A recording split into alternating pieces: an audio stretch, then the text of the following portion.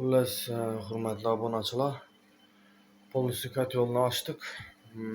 İçini changlardan tozaladik, turbinani yechib tozaladik. Горелка, teplobmennik ishlarning holatlari yaxshi. Ko'rishingiz mumkin. Xullas, hozir podacha obratga ulab, uzun-uzun yo'nib turibmiz. Ish ahvolini kotyolning ichi. Endi podachadan подключение berdik. Hozir impuls bilan yuvamiz. Mana bu obratkasi. Hozir impulsni endi revers bilan yuvamiz. Ko'rishingiz mumkin. Hozir potokni almashtirib yuvamiz. Shunda esa bir taraflama yuvgan effektsizroq bo'ladi. Yana bunda yana chiqadoni ko'chayib chiqib qo'yibmiz. Mana yana shularni ko'rishingiz mumkin.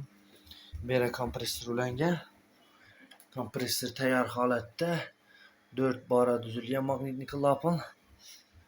Avtomatikani hozir qo'shib beramiz. Xudo xolasa suvni uladik.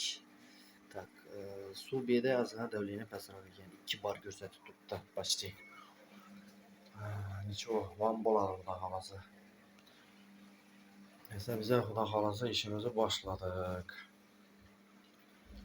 Kimga shunday xizmatlar kerak bo'lsa, описаниеda telefon nomerimni qoldiraman. Bemalol kimga shunday xizmatlar kerak bo'lsa murojaat qilaverasizlar. Telefon ursanizlar ham konsultatsiyalar bepul. Bemalol.